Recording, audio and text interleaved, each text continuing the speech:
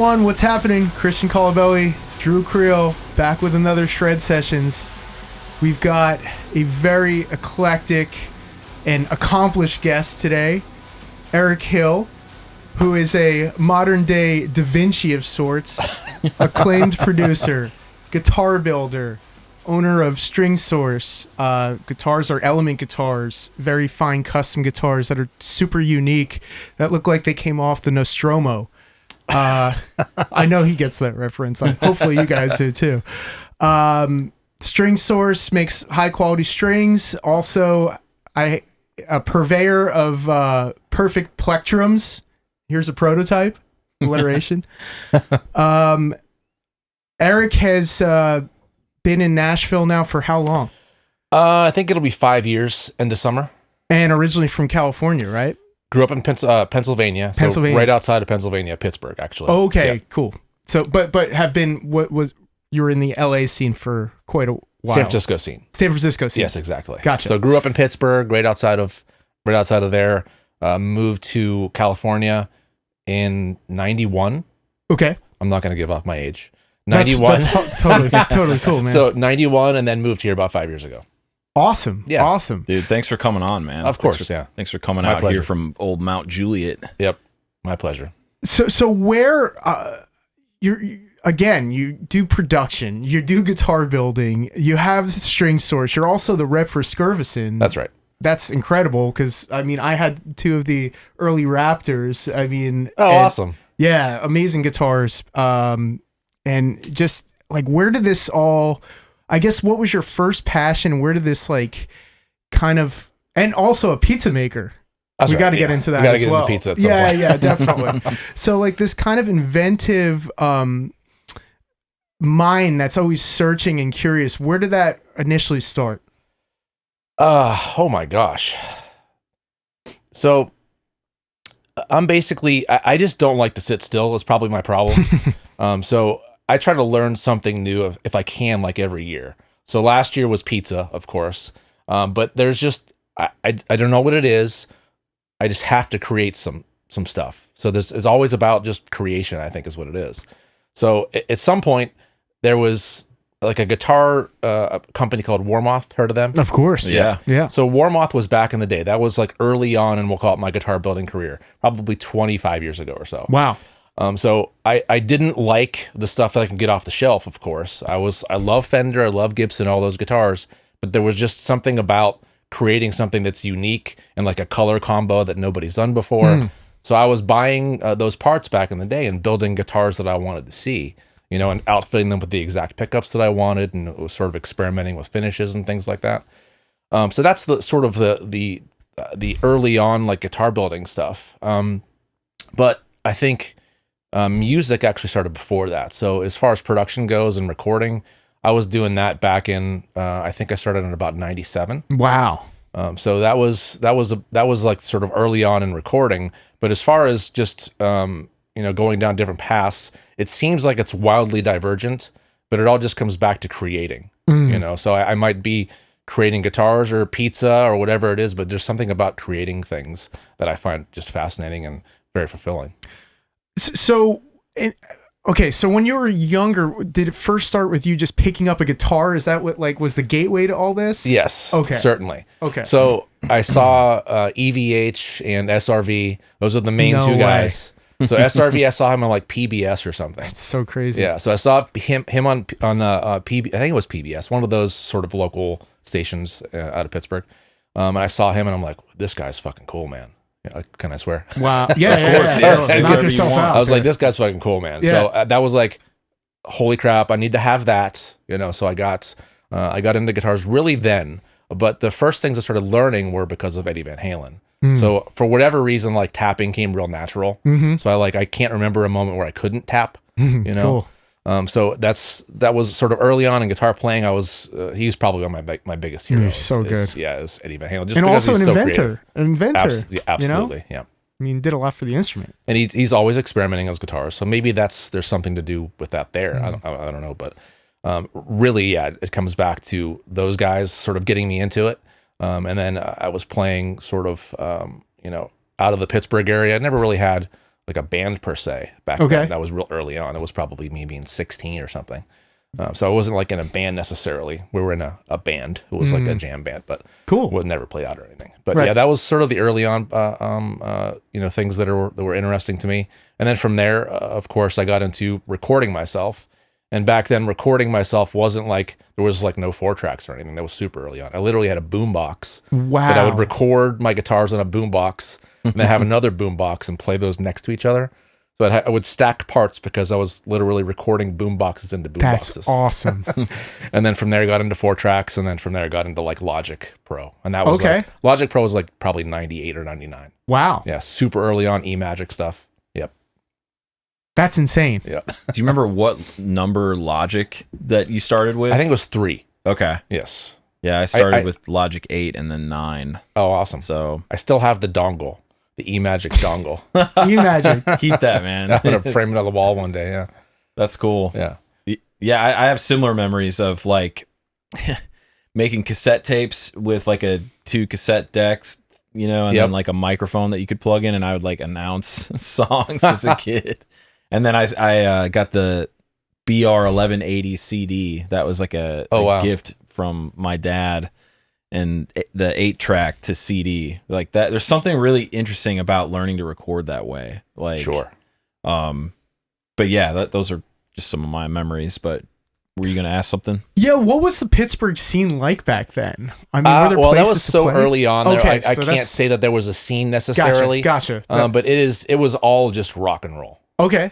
So to put Pittsburgh in perspective, the same stuff that I was listening to on the radio back then is the same stuff they're playing now. It's like WDVE. It's like the same exact stuff. It went from like, modern rock to classic rock, but nothing ever changed. Yeah, It's real totally. funny. Yeah.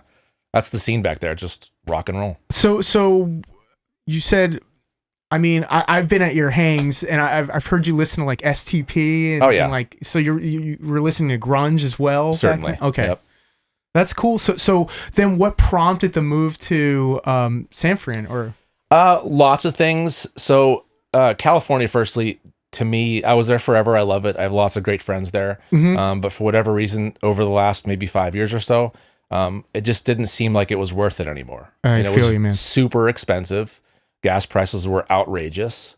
And I didn't feel like it was worth it anymore. So a lot of the year, it's really where I was in. I was in the East Bay, beautiful area. But it's like a desert. It's torched all year long. Then you have like those 3 months of just absolute beauty. And that got to a point where I was like, this is a little much. So I talked to the family. Me and my brother chatted about it as well. But we all decided at one point we're going to go and visit a few areas. I went to like Idaho and checked that out. Wow. My brother went to like Texas and checked that out. No kidding. My wife's family is in Florida, so that was sort of on the table as well. But we all took a trip to Nashville. This is probably 5 years ago, something like that. It was sort of at the end or in the middle of the pandemic, rather. Okay. Whatever the hell that was. Mm-hmm. I've lost For years real. during Lost the years. pandemic. I don't remember. After Yeah. that vaccine, I don't know what's Exactly. going on. I don't know what else- Still what happened. Twitching around here. Right. So we all decided that we took a trip out here, and all decided it was probably the place we're going to move to. So for about a year, I created like a Zillow account, and I was just following all the different areas that had like good schools. Wanted to make sure we had good schools for our daughter, of course. So we were sort of pocketing areas that had great schools. And then sort of focusing in on that area, and found Mount Juliet to be like the perfect. It's a great combination. area, man. I used to work at the Target store out there. Oh wow, Yeah, I worked there for a while. nice. But that area has exploded, as has Clarksville and just Nashville. Yes. Too. It's basically just connected. Yep. Those two areas. So, yeah, I think you picked a great spot, man. Yeah, thanks. I think firstly, I'm like 15 minutes from the airport, Yeah, that's the best. 25 from the city. Right. It's maybe 20 minutes to all kinds of good East Nashville food. Mm-hmm. There's all kinds of great food in my area too. Totally. Which is something to talk about. Firstly, is the food in Nashville. I was expecting to maybe take a little step down in food. Absolutely not. It's like maybe better food here. Than I Wow. was, No kidding. Yes. Yeah. Okay. It's a great scene out here. I just I learned agree. about this I agree. Texas barbecue place in East Nashville. It's called Stoke House. We got to check it out. Wow, that sounds amazing. Watched like a 30-minute documentary about it last night. It just like came up in my recommended feed, and apparently like our friends Adam and Palmer went there literally yesterday to try to get the meat, and they sold out. What's their specialty? Brisket? I mean, they do. I think they do everything. Okay. They it's kind of like a Texas take on Nashville. Well, I don't want to say that because it's a very Texas barbecue, right. but they're trying to do it right for Nashville, so they do a lot of pork, I guess. I gotcha. You know, but they do. You know, he was like making the sausage, cutting the brisket, doing the whole thing. Like, yeah. So like that's the thing about Nashville is like people like yourself have moved from all over the country and bring their specialty to Nashville, and we have it all here. Yeah, you know, that's right. It's a melting pot. Yep, definitely. So yeah, to sort of round that off, as far as reasons to come here, it wasn't just because it was more affordable or something. There's lots of things. So firstly, the music scene here is, unrivaled in my opinion. Oh, I agree. I agree. As far as the folks that are out here, it seems like everybody's sort of collaborative. There's no weird, splits between groups. It seems like everybody just communicates and gives away their secrets and doesn't care, which is really freaking no cool. gatekeeping. There's no gatekeeping. No.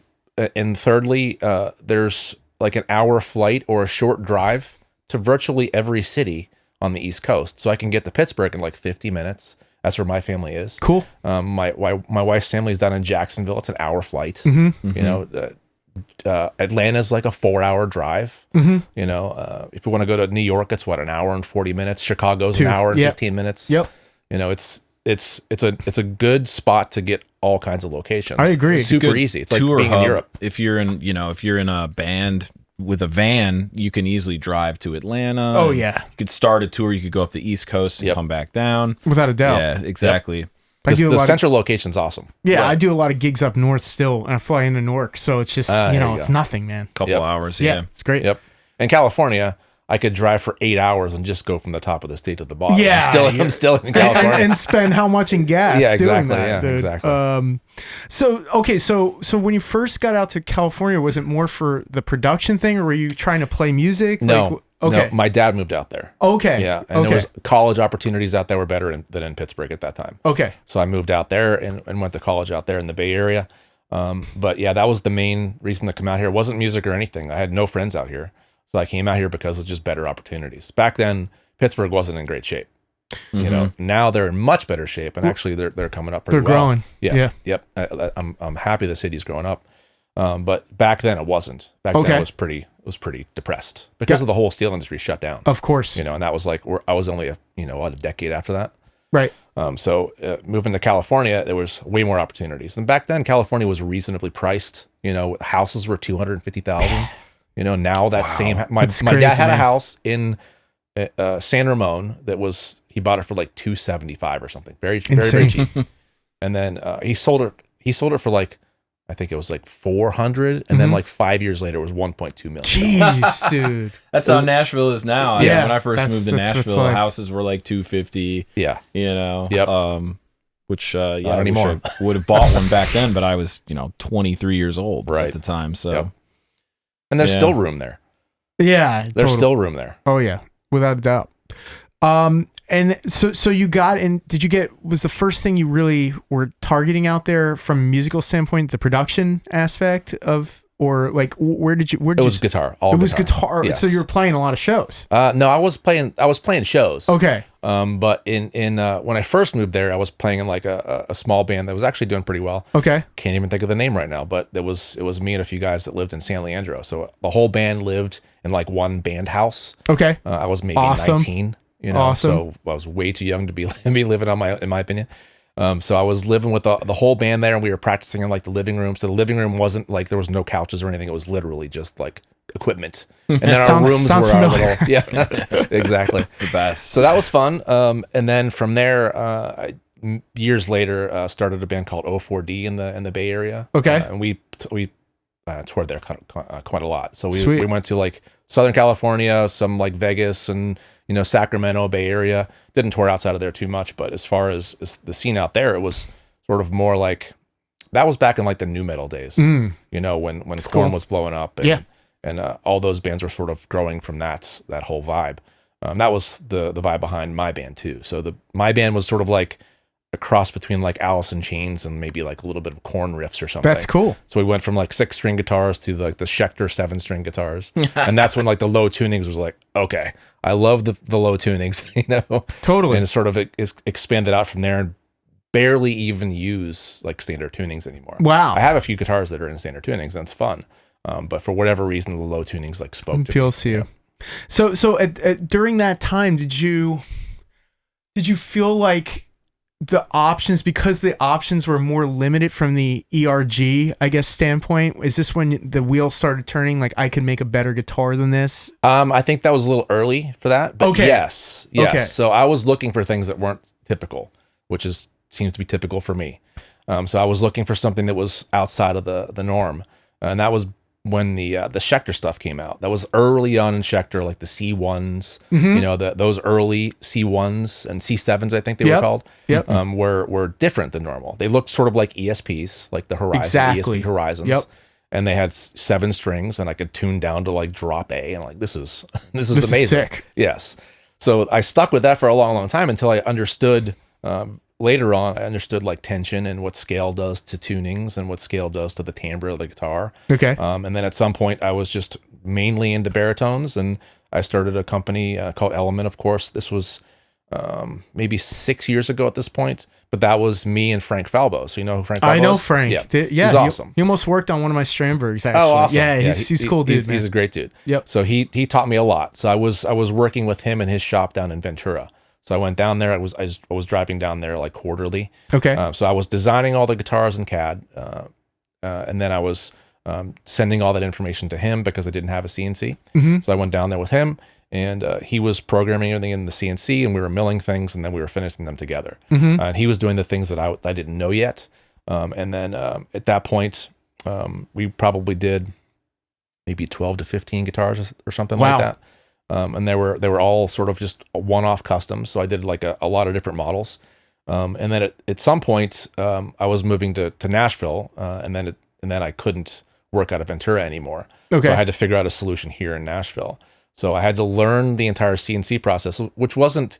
I already spoke that language in a different industry. I'm actually in dental as well, interestingly. What? So yeah, I work on like a micron scale as far as milling goes. Oh my. So yeah, so I was programming things into CNCs that were for little tiny discs. That's so crazy. And I was man. milling like teeth and things like that. So those were like, you had to be like micron level accurate. Wow. That's insanity. Yes. So I was doing that. So when I got into CNC, it was sort of just like a broader version of the same sort of thing. So I was getting into designing, of course, which was a totally separate type of design from the dental industry. It was like real CAD. I'm working in AutoCAD Fusion. So I was designing in there, outputting the information, and then, like I said, giving that to Frank. Out here, I needed to get a CNC. So I grabbed a Carbide 3D CNC and output to that, and I guess the rest is history. So this is sort of the latest iterations of those guitars. And Frank isn't he? He's Billy Idol's. He sure is. Yeah. Guitar tech. Yes. Okay. Wow. Steve Stevens. Steve Stevens. That's what I mean. Yep. Steve Stevens, Yep. who plays guitar for Billy Idol, of course. Yep. Should we look at these guitars now since we're Yeah, talking yeah. about them? Should he pick it up or? Eric? Eric, why don't you grab one and we can grab the other one. All right, here we go. Wow, look at this. I don't know what body we can shape. see here, but Design, like you just don't see guitars shaped like this. Unbelievable body shape, usage of woods, super clean. Looks like this one's got a Wenge neck. Is that swamp ash body? it is one definitely piece. Yep. Love the swamp ash. Walnut, Zerakote fretboard. Mahogany binding. Oh, are these open hip shot tuners? They sure are. Yep. They're the best, man. Yes. I love those. My favorite. Luminlays on here too. Sure. Yep.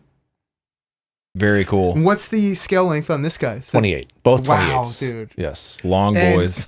Drew and I were playing these before, just kind of tinkering around. They do not play as a lot of baritones are clunky. Yep. It's a weird experience.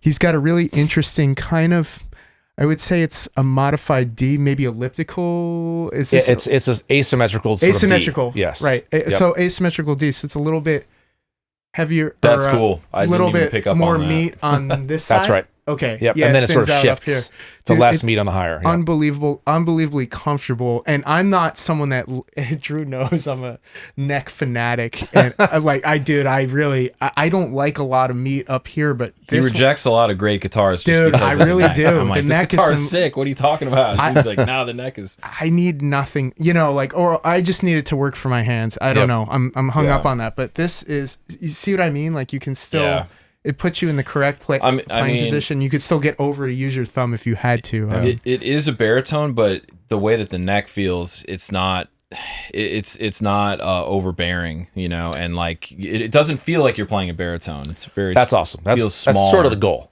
And look at this cool. The headstock is super sick too.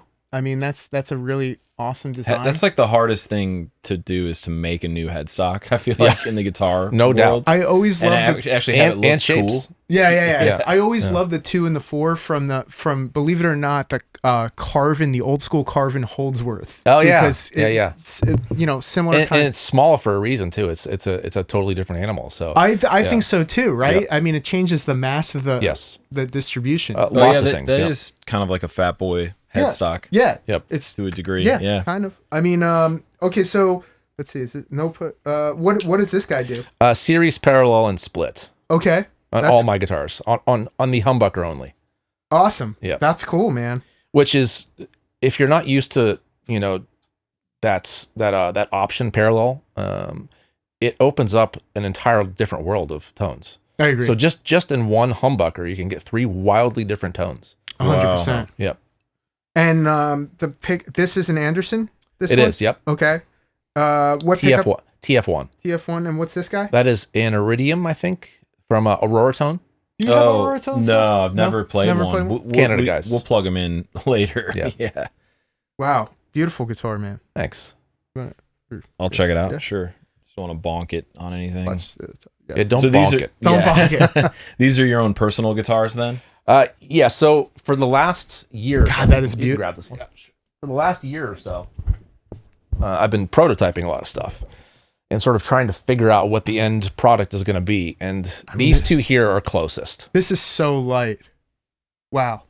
This one feels like the neck is slightly... It's different. Yeah. Yep. I prefer that neck shape. Yeah. Right out of the So this gate. one here it's a D, but it's a more flat surface on the D. Yeah. It's in the middle of it, but it's also still asymmetrical. Yep. Yep. This one feels... Yeah, that feels... Okay, totally. Is there a little bit more thickness down here? Sure is. Yeah. Yep. There you go. See, I need that guy. Stainless steel jumbo frets. Always, yep. And dude, look at the fretwork on that too. Yeah, man. the fretwork is unbelievable. Like, how perfect. hard is that for you? Was that hard? Stainless steel really sucks a lot. Yeah, I hate working with it. I actually prefer the sound of nickel, but everybody expects. I do too, man. Yeah. I think the mid range is better with the nickel. Agree. Yeah, you don't have that weird pingy thing. The ping. That's a real thing. Absolutely. 100%. Plus, it wears out strings quicker. Sure does. Yep. So that's awesome. So. Is this also an Aurora Tone? Same configuration? No, this pickup's different. That's Aurora Tone as well. Yeah. Okay. Yep. Gotcha. How'd you come up with this guy? This little shelf right here. That's pretty cool. I like the look of having something that looks like a single cut from one angle and a double cut from another angle. Yeah, dude, that's cool. That reminds me of the what's the Varberg a little bit. Oh yeah. You know what I mean? Wow, that is super. What a clean guitar. Beautiful swamp ash on the back. Look at this flame maple neck on the back there. Yeah, that is absolutely gorgeous. Pretty amazing. How'd you come up with the joint design with the 4? Of course, that's pretty typical, the 4 thing. But as far as joint design goes, I wanted to make sure that if I'm doing a single cut, it's still out of the way. I can't stand like joints that are just in the clunky. Way. Yeah, because look at this. You can get all the way. I mean, I'm not even touching here. The access to the upper fret is you can get there with a single cut, and that's the fun part, is coming up with a way to sort of make that all work while not being in the way. It's a big joint, and it lends a lot to the sustain, but it's still not in the way. I kind of cinch them up a little bit to keep them nice and small. Is the width 1.68? It's 42 millimeters. Okay, cool. For whatever reason, I'm stuck in millimeter world, but I think that's. Oh, the string spacing. The actual the width. The width of the nut. Oh, the nut width. I think 42 is 1.68, right? It could be. Yeah. 42 and 43 are real typical. That's 42. Cool. Yeah. Yeah, that feels great, man. What a cool guitar. 24 frets too. Yep, always. Man, look at that stain job too. And you're selecting, I mean, this is such a better, it just drives me nuts when you see these guitars that cost like $4,000 and they can't even match the flame on the, right, yeah. Not book matched well. Yeah, you actually matched it. I mean, there's no reason to skimp on that stuff. It's in my ridiculous. opinion, It's sloppy. Yes, so I understand why they're doing it because you're going to save a lot of money if you're doing a large scale. But as a guy that does one at a time, I want to make sure I have the coolest looking wood. So I go to Kimball Hardwoods to sort through their stuff, and they have a lot of great stuff. So whenever I see something that's like better than the norm, I'll grab it. How hard is it to do this like kind of grading here? Because you've got this, obviously, you have your, what is this, like a quarter inch? Yeah, a quarter inch, and then it kind of bevels down into this like flame that's not stained here. I mean, that's a lot of labor intensive. No, it isn't. It's not. No. So maybe I'm lazy, but I sort of try to get out of that sort of thing by staining the top before it even goes into the mill. Okay. Yeah. So what I'll do is I'll get the top really close if I can before I even mill the guitar. So when it cuts everything out, of course, it's cutting me a perfect line. So I don't have to worry about taping things off and all that crap. If I got to touch it up, then I'll still tape it up. But in general, if I can get the top real close before I even mill it, then all those edges are perfect. And there's no bleed. What's the jack? Switchcraft? Yeah. It's super high quality. Those things never crap out. I mean, they take forever to. Yep. Wow. So what you're getting here, I mean, like every aspect. Even look at this flame maple. Control cavity cover. These are real custom guitars. I mean, Eric is designing something. Look at that, Drew. Look at the difference in the neck. The neck is crazy. Feel the difference in this one. And let me just be careful with this guy. That was a lot heavier. This one's heavier? Oh yeah. Is it? Yeah. Dude, I like this. Man, that one's fun. That flame maple neck is wild, bro. Looks like it glows in the dark. Yeah. So what I think Eric is doing with these Element guitars is you really do have this is a custom guitar. This isn't like a copy of, how many Super Strats can we see at this point? Yeah. I'm real bored of that. I mean, I think everyone should be. If you're gonna pay money to get a custom guitar, I mean, that's one thing I do applaud Skervesen on. I'm gonna actually get up and do this. Yeah. I'm not screwing around here. While I'm up here, I just want to show off. Yeah, these are the custom picks that we gotta talk about this. And are these wooden picks? Like it's some type of resin. It's kieranite. Yeah. We can drop in a pick or something. Yeah. I'll hold it here. What's really cool about this pick, I'm sure you couldn't see there from my ridiculousness, but I think this feels like 3 millimeter or 3.5. I think it's 3.2 millimeters. Okay, so somewhere in there. I know my stuff with picks. I have a graveyard, dude. Graveyard. I'm always searching too. But it's cool because it's oblong. This is like, in terms of like the actual length, it's probably the size of a Jazz 3, maybe a little more. Here's a Jazz slight 3. Bit bigger than a Jazz 3, yeah. So, but it's designed to be easier to hang on to. Yeah, you've got this oblong kind of shape, so it kind of comes out on the side. It's thick there and thick here, and then it kind of bevels down. But depending on how you grip the pick, if you're more of a thumb, if you put more of the pad of your thumb on the pick, I mean, you could turn it this way and grab it like this, and if you're more like out here, you just turn it the other way. You get it. Yeah, that's the whole idea. Let me see that thing. It's pretty cool, man. I mean, that's a very unique design, and it sounds good too. Not to, usually the issue with thick picks like that is I was really into like super thick picks for a long time. Like this. Yeah. Drewsy's more of Druzy, baby. He's more of that guy, but it's cool. I was into super thick picks for a long time. I went back to the red Jazz 3s because there's no chirp whatsoever. It's like the most transparent, neutral tone. That's what I'm into. And for this one being thick, it really doesn't have that chirp that I was getting in. What was I using? Those Dunlop Flow 3s? Those things were like ice picks. So I think the reason why those chirp too much is a lot of them are super polished. Okay, so too much. Yeah, I don't like the polish, and that's, you get a real high pitched chirp with something super polished. So these ones, which are not out yet, they'll probably be. Yeah, I was going to ask, where do we get these, man? This is a prototype. But it's got an E for element on it, though. It's got an S for string source. That's S. Oh, it's a string source. So this is going to be through his string. We got to talk about that too. So when did string source? What was it? What's the timeline here? So was it Skervesen rep then custom guitars, or was that around the same time? I kind of have to give credit to Skervesen for the whole custom guitars thing. Okay. As far as like this level of stuff, because I wasn't in that world. I was in like the Fender Gibson world and Ibanez and Jackson for the longest time. And then of course Warmoth, but that's still all like in the Fender, realm. And then I was going to Germany for my 40th birthday party. Okay. Me and my wife and the whole family went out there. And I was looking for potential guitar shops to visit. And I found something, that was in Poland. I couldn't quite get there, but it was in Poland called Skervesen. Wow. So I reached out to those guys. Wow. Yeah. So I reached out to those guys. That was real early on.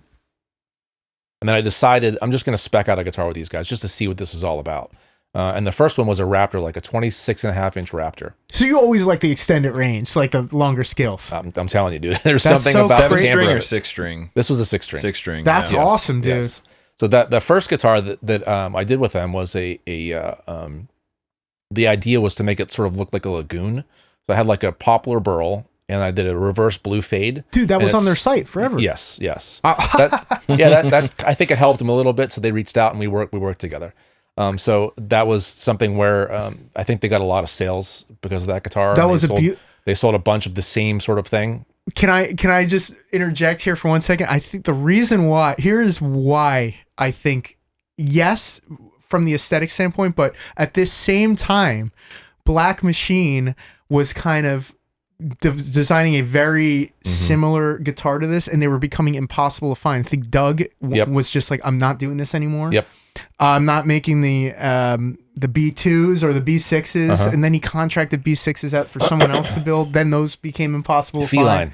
Feline, and then there were some QC issues with some of those. Like I just remember what happened with that company? Like why did he not? He just didn't want to make guitars. He was like it was a mythical builder. He had obviously Pin from Sixth, one of my favorite bands of all time, was using the B2. I actually almost bought one when I was at Berkeley, but I had no money. I couldn't like come up with it. And they were outrageously priced for the longest time. Oh, like dude. $17,000-$18,000 for one. Yeah. Which was, I mean, they're great guitars. Right. But stop. Exactly. And because of that, Skervesen kind of jumped on this. I mean, their design was definitely, especially on the headstock. Like I remember I was like, wow, that is really influenced by the B2. Sure. I mean, it's not the B2, but it's close to it. And I was like, if this plays good, like, dude, for $3K, I mean, there you go. Like, and it's, same thing, exotic woods, thin body wood. And I remember when I got those Raptors, it had a really cool V style neck, like a very different asymmetrical V neck. And they played great. Unfortunately, those were early ones, and the fretwork I just had too much buzzing, and they sounded great, but I ended up getting rid of them. I shouldn't have. I should have kept those things. Early Raptors, you're saying? They were early. They got way better. I'm not knocking the company at all. You're absolutely right. Early on, there was a little bit of hit or miss, but they refined all those processes really well over time. I don't even think they were misses. They were just, for me, I was so used to like all these boutique guitars and endorse it. I was playing like Vigiers at the time too. Oh yeah, I think your standards are higher than the average player. They are. Nobody would notice this. Something that I wouldn't notice about a guitar, Christian would notice, but that's just kind of how he is. And you have a collection of guitars. Yeah, I had a collection. And it's well curated. So you know what you like. I can jump from a Les Paul to a 335 I'll play anything. Well, basically. I will also play an 8-string. I'll pick up an 8-string and you can that I won't do. But you can, me neither. I'm not an 8-string guy. I will jump. I mean, I do love vintage guitars like that. I'll jump, but I know what my specs are. If I'm going to get a custom guitar, that's the whole point. Yeah, that's the whole point of a custom guitar. Right. It's supposed to be your personality. Like it. That's right. To really, see, like that guitar right there, I could already tell you the volume knob right there, that needs to come down a quarter of an inch to get out of the way of my picking hand for the way I pick. Sure. So like it's just down to that type of spec. So again, I'm going to give this back to Eric in a second, but there was a need for these Skervesens to be there, and progressive metal was this was like the fledgling years. The gent era. Misha did a phenomenal job with curating these, like, you know, or like at least getting the buzz going for boutique guitars and getting this crazy collection. And he should get a lot of credit for that. He should. He did. Yes. He changed the whole thing. He sure did. He was getting into all that stuff real early on. Yeah. So he actually had a couple Skervesens. Yep. He had a really nice Skervesen. Okay. And he got a bunch of different ones from all those brands back in the day. Okay. He was sort of the guy that was sort of pioneering the high-end boutique, you know, guitars. Right. So he should get a lot of credit for that. I agree totally, man. And like then everybody was, you know, you have all these forums like Guitar Porn, and they changed the name to something else, but like the, you know, Guitar Porn Gear Forum or whatever it became, they would start doing like these special runs from all these boutique companies, and dude, everyone and their mother was getting these freaking like boutique 3K guitars made out of all these exotic woods, I mean, you know, I endorsed Strandberg for years, you know, and Vigier before that, and they, you know, exotic guitars became a thing. You didn't have to just get Gibson or Fender. So okay, so Skervesen got you hyped on that, and then did String Source come next, or was it? Yeah, String Source was not too far after that. Okay. How did that come about? That's a fun story. So I'm in recording, of course. I was recording all the Bay Area bands, all the metal bands were you know, awesome, sort of coming into the studio, and there was no standard tunings back then. It was like, I'm in drop C sharp, I'm in, you know, C standard, I'm in drop B, I'm in drop A, I'm in G. So there was all kinds of different tunings for all these different bands because we were sort of all over the map for that.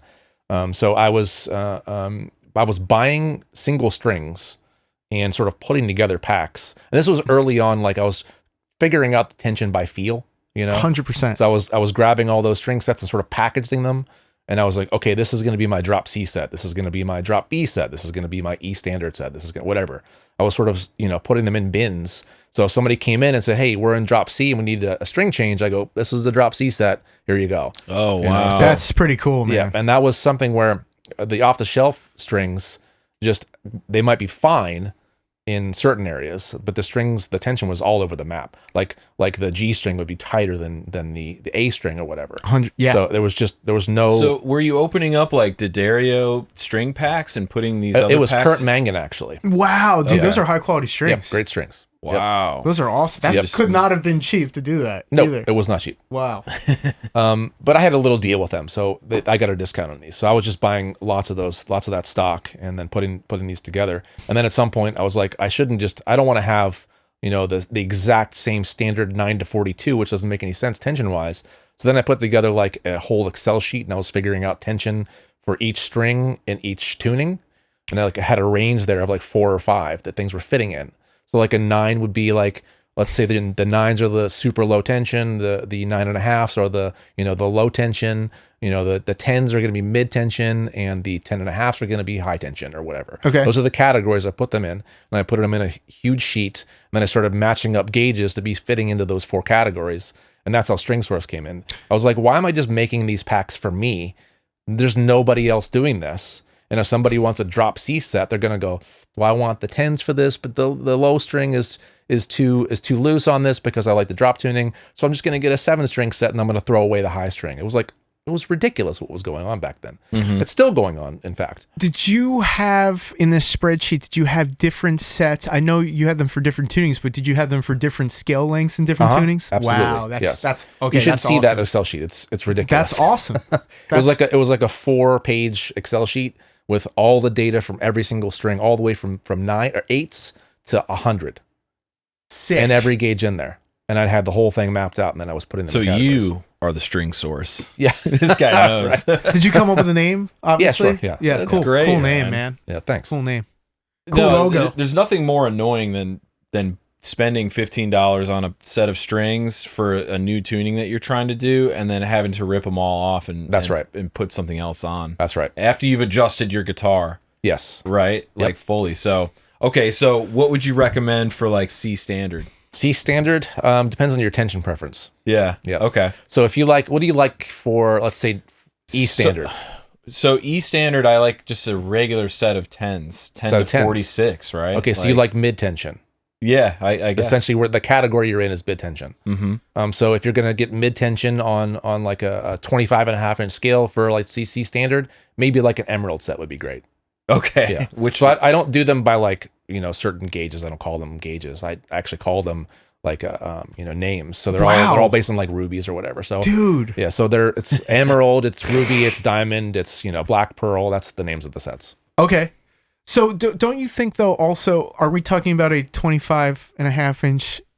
You have to scale with a consider. tremolo or fixed bridge, because I think that's totally different. It is different. Fixed Yep, bridge has it sure way is. less tension. Yes. Tremolo is pulling way harder. Yeah. You know? Yes, but it's also where the nut's sort of cutting off that tension too. Interesting. So the nut is blocked, so you're making the string shorter, effectively making the string shorter. Of course. And because of that, it's a little tighter. So if you open up that locking tuner, all of a sudden it's sliding a little tiny bit in the nut, and it loosens it very slightly. So if you think about it, like Fenders, because of that headstock, think about the headstock. You have all that room behind the headstock on the high strings, so the highs feel a little slinkier. But if you have a reverse headstock, all of a sudden the top strings feel a little tighter. It's because there's no room behind the nut, and you're sort of making that string a little bit shorter, and it's sliding way less in the nut. So you have a different feel. So I always like reverse headstock, because the low string felt a little different and like more firm. More tension. Because there's a little bit more tension there. Makes more sense too, because think about Rather, that. it's a little slinkier. If you're trying to bend and do all this vocal stuff on the higher strings, you would want that to be slinkier. That's right. Correct? Yeah. Yep. Exactly. Yep. That's cool. Yep. That's Dude, awesome. Yeah. That's so well thought out. Yeah. Yeah. So like talk about string manufacturing. Like how does that even work? Man? So like what's been your experience? So what I did is, of course, I'm not going to manufacture the strings like in house or something. Yeah. So what I did crazy. is I seeked out. I can't give any of this away. Okay, but don't. I seeked out the person that was involved in all my favorite sets, and I didn't find this like I was looking through all the stuff that I was doing, and I found that there was a common denominator between all of these, and I found that guy, Okay. and I had him do it. Wow. Yep. Awesome. Yep. So he does all the strings. He does them exactly to my specs. He does the tapers for me. Whatever like little, let's say taper points we want on the strings. On the ball side, on the compound mounts. Yep. He's customized those to exactly where I want them. And he's customized the gauges to how I want them. Wow. So the whole thing is totally custom with very high end machines. They're $40,000 machines Right. to make strings. It's not somebody doing them by hand on a winder or something. It is literally a $40,000 machine that's going to give you perfect results every time. Right. So, yeah. So they're not cheap. I'm not making tons of money off this because you can't sell strings for super expensive. But I think to some extent, it's a service, So once folks sort of catch on to, if I find my tension, like I like medium tension, there's no other companies you can go, I like medium tension, so where can I find the exact same thing in a different tuning? You can't find That's it anywhere. Awesome, dude. So if somebody likes mid tension on a drop C or something, they can go, okay, I want to find this. I want the same feel, but I want it to be in G sharp. They can find the same feel, and if they can't find the same feel, or they want to modify it, they can go into the custom area and modify a string. So they can just go into the custom builder and go, okay, I want everything exactly the same as normal, but I kind of like a little bit something in the middle of like a slinkier string or a tighter string, and they can just customize that and get that service. That is a a service. It's a service. That is a service. So I think once folks catch on, they don't want to move on from that, because it's something that all of a sudden everything always feels right when I replace it. My tremolos are going to be the same. If I'm changing tunings, all I'm doing is doing a little bit of intonation changes. I'm not having to necessarily redo everything to change the tuning, because your strings are pulling the same tension. So your tremolo's kind of, still in a good spot regardless.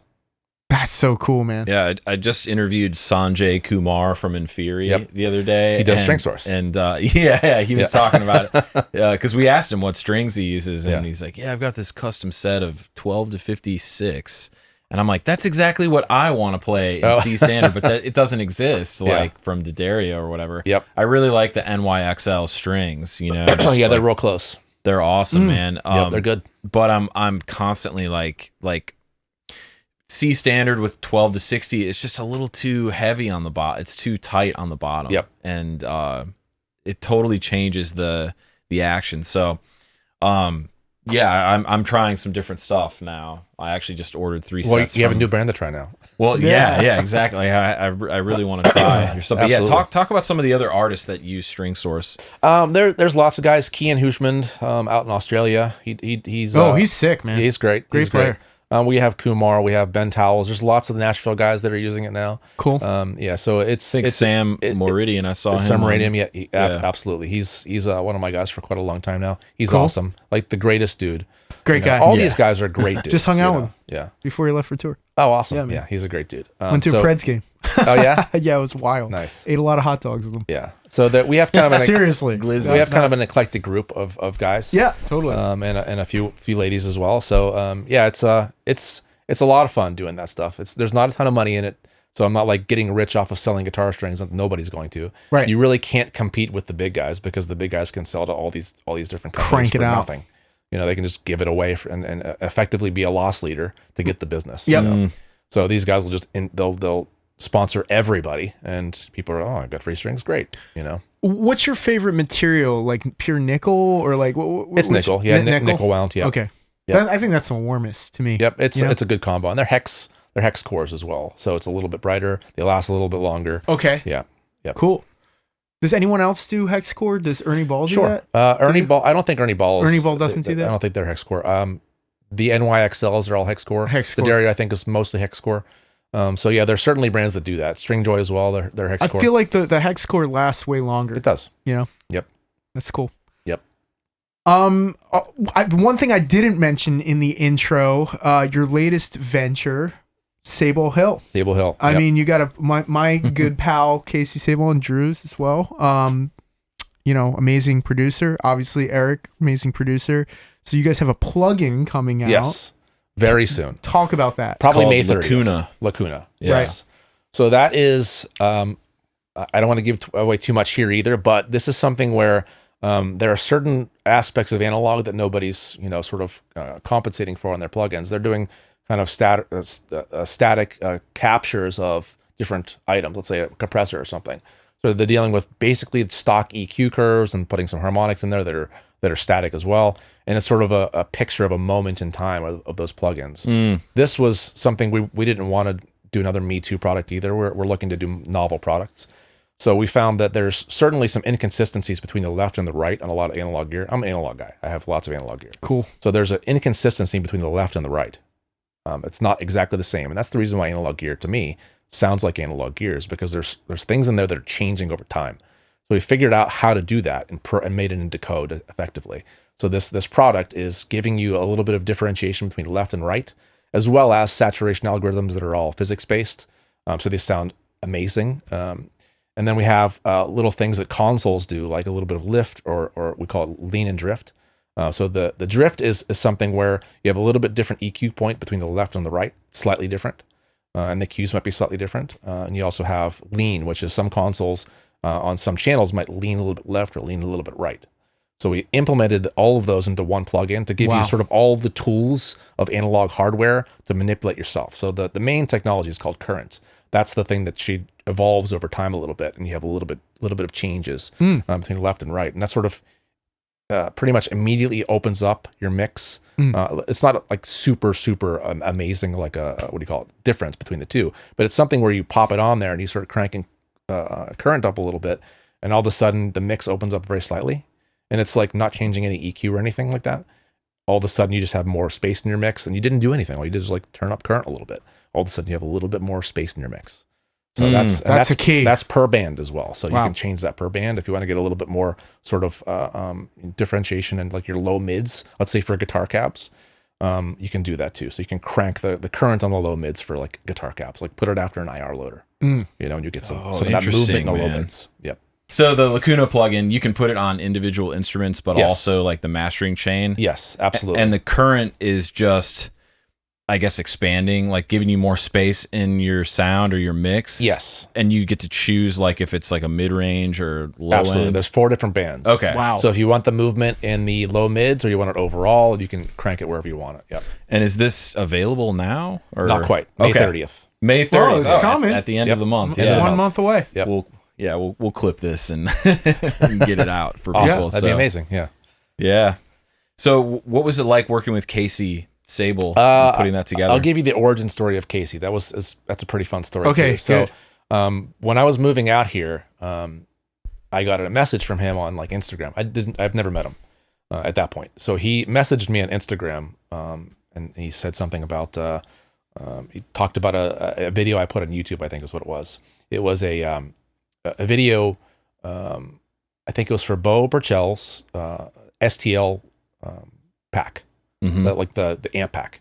I did a video for that, and Casey reached out and said it sounded amazing or whatever, and he's like, you should move to Nashville. And I was literally driving to Nashville. The whole family was moving there at that time. Dude, no way. It was crazy. It was crazy. So we got out here, and he said we get together every Friday night, and literally the first Friday I was in Nashville, I was at Casey's spot. So from there, we just, I hang out like every single Friday, and I love those hangs. And we have found that we have a lot of things in common as far as mixing and plugins goes. So at some point, we were talking about something that he thought that was very what do you call it? Something you only find in analog gear, and he was actually testing analog gear and using like Plugin Doctor to figure out what's different about this. And he discovered something that was a little bit out of the ordinary that you couldn't find in any other plugin. So that's what we started talking about. Is like we were going to do an amp thing first, and we got like 6 months into that and discovered that's a rabbit hole that maybe we'll save that for a different time. If we want to bring something to the market, we want it to be the best. I don't care about having just another amp that everybody, you can get 1 million amps right now. If it's not better than theirs, then why even release it? So we decided, let's shift gears and do that. But I said, we should focus on that technology. The first plugin should be that technology, and that can be like a core tack on all the different plugins. That's called Current. So we got that coding done over the last 18 months or so, and finally figured out kind of what's all the bugs were, because we have a beta group, of course. And then as of about 2 weeks ago, I think we've got them all dialed in. So we're just working on the final steps now, and then we're going to do the release on the 30th. But yeah, the Casey story is interesting, simply because he happened to say I should move to Nashville right when I was literally driving across the country to move to Nashville. What did he say when you told him that? He's like, "No way, you got to go to the Friday hangs." So that's exactly what we did. Yeah.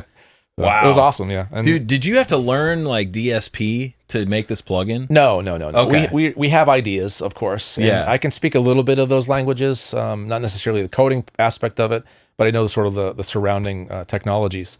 But I found a couple different coders, and I can't give away those names either, of course, but because they're precious. So if you find a great one, you kind of have to, because they'll get overworked, and all of a sudden you can't get anything done. Me trying to find a video editor for shred sessions, it's like impossible. Yeah. Like to find someone that so time consuming. I'm like, what kind of computer are you working with? They're like, I'm working with this old laptop. I'm like, nope, it's not gonna work. We're dealing with like 120 gigs of content per episode. Oh wow. It's a lot. Anyway, that's a whole other thing, but that's amazing, man, that you made a plugin. It's awesome. We're getting pretty rave reviews with it right now, and we'll hopefully make a big splash. But you can never quite tell. So as we're getting the word out there as much as we possibly can, we have a few of our engineer friends that are big fans of it that are probably going to do videos for us. And we've done a tutorial video currently and like a teaser video, which are coming probably pretty soon here. Sick. Perfect. But yeah, we're real excited about it. And we have a couple other things that are potentially coming right after that down the pike. That's awesome, man. Have you met Colt Caparoon yet? He's a good friend of mine. Yeah. Oh, dude, he lives right down the road in Pleasant View. I bumped into him at a coffee shop over there. But I want to get him on the show. He's great soon too, because I love his channel. Yeah, he's great. YouTube channel's awesome. Great dude. And I also met him at Casey's on one occasion. Oh, so, interesting. Yeah. I got to talk to him. Yeah, he comes out about once a month or so. Yeah. Yep. Great guy. Yep. You had questions about strings again? Yeah, well, we were just talking off camera, not to go back into this, quagmire, but it is an interesting case here. So I was recording with my drummer Matt, my partner in crime Matt Guglielmo, who we played together in Circuitry, is now in Acacia Strain, and we also had this instrumental project called Sight Harvest, and I was, it's like kind Matt's of like insane. One of the best drummers and I know. a great producer and a great musician. Like can play pretty much guitar and bass. Like he's a metal machine. Like anything heavy, he crushes. Awesome. And we were recording at the old machine shop in Belleville, that famous studio before they move locations. Now Matt works for Will Putney, Graphic Nature, and we were doing this instrumental EP, which is like it's a crazy kind of like it sounds like the Meshuggah with jazz fusion. I mean, like with some more changes, a little bit more rock and grunge happening too. And I had this Strandberg prototype 7-string, this USA Select. I think it's like I have 3 from that USA series, and they've got to be like 3 of like 20 that were ever made. Oh, awesome. And it's like, dude, it's like one of your builds. It's like super, just like very open wood, like burl maple top, swamp ash body. It just, I think I forget what it's the neck. I think the neck's mahogany neck, actually. So it's like real, just incredible clarity. And we're recording these like crazy tunes, and I had the Dario and NYXL, their 7-set, and they sound incredible. They sound like a piano, like right out of the, when I first put them on. But for some reason, the low string, the 7-string. What was the gauge of it? 7-string set? I would say it's 64. It was 64? A 64. Okay, so it was a 64, and we were tuned down a half step, and then it was dropped down to A flat. So, so you could do the one finger Johnson like bar stuff on the low strings, and get the complex like chord voicings. But the bizarre thing was like, we get through 2 songs, and this guitar never went out of tune. It was like immaculate. It was built by Desert Sun, like the guys who did Fano guitars, like amazing builders, like literally like it's a unicorn guitar. And I noticed like this thing, like there was all these tuning issues, and it's the low string was just dropping out. And I was like, oh my God, could this one of my hardware be broken here? And then I changed strings. I had a DDT. I had a deal with DR strings. I had a deal with DR for a little bit. Spider on them. Yeah, and the DDTs, they're great dudes. They're from New Jersey. Yeah. And I used them for a little bit. I used them. Yeah. I used them, and then I went back to it, and no issue. And I'm like, it was the string coming on wound, and I had very like likely 5 sets of this and I tested every one. They all, it must have been a bad batch. Probably a bad batch. Tell me what was going on there. Very likely the string is actually unwinding at some point in the string, and if you give any sort of unwinding, the string totally deadens. That's so crazy. Yeah, so if that's even down at the tuner and you have some unwinding down there, it deadens the entire string, the vibration from the entire string. So it's interesting you say that, because the winding, I think, on the NYXL, like by the actual ball end, I think it's a little bit thicker than the DDT was. Could that have been causing it? Like the pressure? If it's a 64, the 64 is probably not a compound wind, meaning that's not like 3 layers of string, like the core, and one wrap and a secondary wrap. That's a compound wound string. Generally, that starts at around 68 or 70. Wow. So I wouldn't think that's a compound wound string. So that was my first thought. That was a compound wound string, and something underneath it was actually unwinding. So if with a compound wound string, there's a few things that can go wrong. Firstly, the string just automatically sounds different than everything else. Wow. So that was my first, because you have 2 wraps on there. So if your string sounds, if you have a two wrap string on your lowest string, it's going to have a different timbre than the rest of the strings. So if for some reason you have that compound wound string, and secondarily, if you have a compound wound string and it's not tapered on the ball end, that taper can actually be really big down at the ball end, and sometimes that can unwind down there too. And if that unwinds down there, your string is also deadened. Secondarily, or well, maybe this is the third point actually, over the saddle, if your string is really thick and maybe a compound wound string, it sort of peaks over the saddle, and you have to push that down right there. Otherwise, it'll just won't tune or won't intonate, and you won't figure out why. Maybe that's what was going on. Yeah, so if you don't sort of make that boundary, the saddle boundary, more precise by pushing that down there, and the same thing at the tuner as well. You want to make sure that's not, arced.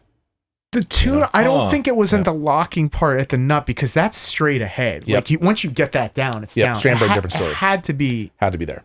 So I wasn't pushing it down Maybe it wasn't the string. It very likely could have been that. So in the size of the core might be a little bit different between the DR and the the DR took it better. It took the DR better, to be honest with you. So it's probably not arcing over the saddle. And what I ended up doing is just using. I had a bunch of those like 65s from my DR. DR was strangely it was a 65 and the NYXL was a 64, but the 65 took better. Yeah. And meanwhile, I have Matt saying this guitar sucks. Use something different, like because it was it had a trem on it, and of course, if that string is out, everything else. Sure.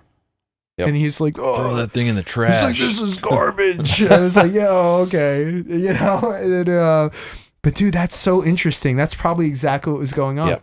Wow. Yep. So I have folks contact me, about the tuning, and as soon as you give them that little trick, like press it down at the saddle and make sure that the string is not arcing at the tuner as well, because the thicker strings can sort of arc. So if you think about that, if the string is going past the tuner and it's like arcing at the tuner like this rather than coming straight off of it, that little arc right there will mean it's never actually where you think it's at.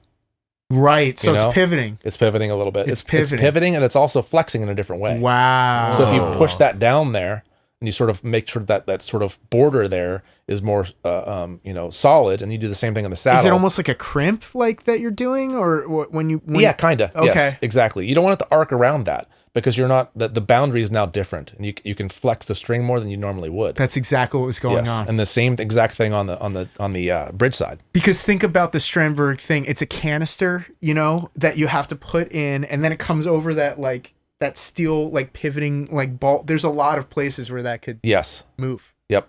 Even locked down. Mm-hmm. That's so crazy. That's probably what was going on. That's fun. Yeah. The Dario, I forgive it's probably you. fine. Yeah, it's probably a fine string. You're absolved. I started using just the regular D'Addario sets, gotcha. and no problem with those. Yeah. It's probably different core size. Yeah. That's exactly it. Yep. Wow. Crazy. Yeah. Man. Okay, so let's do something wild here. Pizza. Oh, all right, awesome. Dude, because Eric,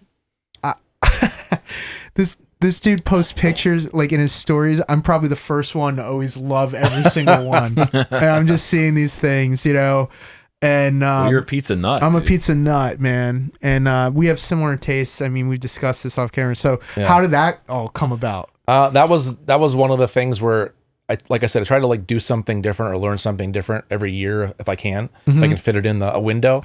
And last year I decided, okay, I'm going to start making bread. So I've never made bread before, so I'm like, I'm going to make bread.